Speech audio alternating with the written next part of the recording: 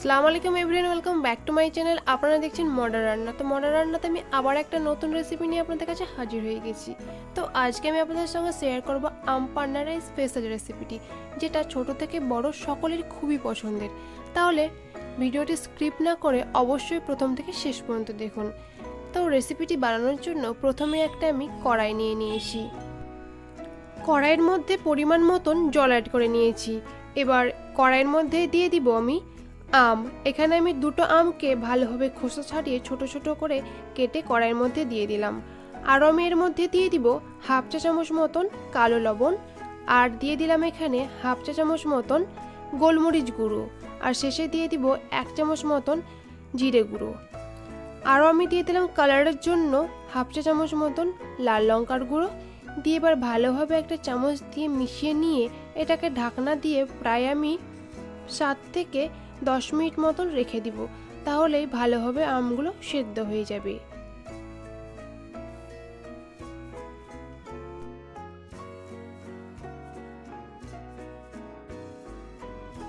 আমগুলো যখন ভালোভাবে সেদ্ধ হয়ে আসবে তখন ঢাকনাটা তুলে একবার চেক করে নিব যে ভালোভাবে সেদ্ধ হয়েছে কিনা।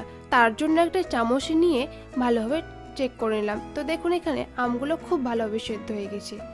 আমগুলো যখন ঠান্ডা হয়ে আসবে তখন একটা বাটি নিয়ে নিয়েছি, আর বাটির মধ্যে দিয়ে দিব একটা স্ট্রেনার। এবার স্ট্রেনারের মাধ্যমে আমের যে পাল্পটা আছে সেই পাল্পটা চামচ দিয়ে বার করে নিতে পারেন। আপনারা চাইলে কিন্তু মিক্সার গ্রাইন্ডারের মাধ্যমে সেদ্ধ করা আমটা পেস্ট করে নিতে পারেন, কিন্তু যাদের বাড়িতে মিক্সার গ্রাইন্ডার নাই তারা কিন্তু এরকম স্ট্রেনারের মাধ্যমে আমের পাল্পটা খুব সহজে বের করে নিতে পারেন। বেশি সময় লাগবে না, 5 থেকে 7 মিনিটের মধ্যেই তৈরি হয়ে যাবে আমের এই পাল্প। আপনারা যদি হাত দিয়ে করতে চান তো হাত দিয়ে খুব সহজে বার হয়ে আসে। তো দেখুন এখানে আমার আমের পাল্পটা কতটা সহজে বার হয়ে আসছে। তো এখানে আমার আমের পাল্পটা বার হওয়া একদম কমপ্লিট হয়ে গেছে। স্ট্রেনারটা সাইডে রেখে দিয়ে একটা প্যান বসিয়ে এর মধ্যে দিয়ে দিব পরিমাণ মতন চিনি, আর দিয়ে দিব পরিমাণ মতন জল। যতটা পরিমাণে চিনি ব্যবহার করেছি ঠিক ততটা পরিমাণে জল ব্যবহার করেছি। এবার ভালোভাবে একটা সেরা বানিয়ে নিতে হবে যাতে চিনিটা খুব ভালোভাবে গলে যায়। চিনিটা যখন খুব ভালোভাবে গলে যাবে তখনই এর মধ্যে আমি দিয়ে দিব সেদ্ধ করে রাখা আমের পাল্প। আমের পাল্প দেওয়ার সময় গ্যাসের ফ্লেমটা লো রাখবো, আর দেওয়া হয়ে গেলে গ্যাসের ফ্লেমটা মিডিয়ামে রেখে অনবরত নাড়াচাড়া করতে থাকবো যাতে খুব ভালোভাবে সেরার সঙ্গে পাল্পটা মিশে যায়। এরকমভাবে অনবরত 5 থেকে 7 মিনিট নাড়াচাড়া করতে থাকলে একদম পারফেক্টভাবে তৈরি হয়ে যাবে এখানে। তো দেখুন এরকমভাবে রাখলে হয়ে যাবে। তো এটাকে আমি সাইডে ঠান্ডা হওয়ার জন্য রেখে দেব। অপরদিকে একটা গ্লাস নিয়ে আমি এখানে ঠান্ডা ঠান্ডা আম পান্নাটা তৈরি করে নিই, আর আপনারা দেখে নিন।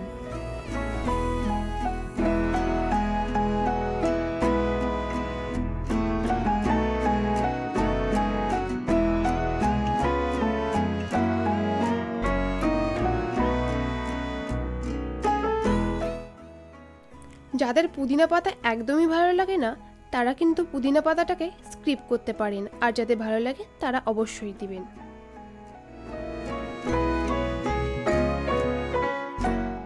জল দিয়ে একটা চামচ দিয়ে হালকাভাবে নাড়াচাড়া করে নিলে রেডি হয়ে যাবে আমাদের গ্রীষ্মকাল স্পেশাল আম পান্না শরবতের রেসিপি। তো রেসিপিটি ভালো লেগে থাকলে like, comment, share and subscribe করে দিবেন।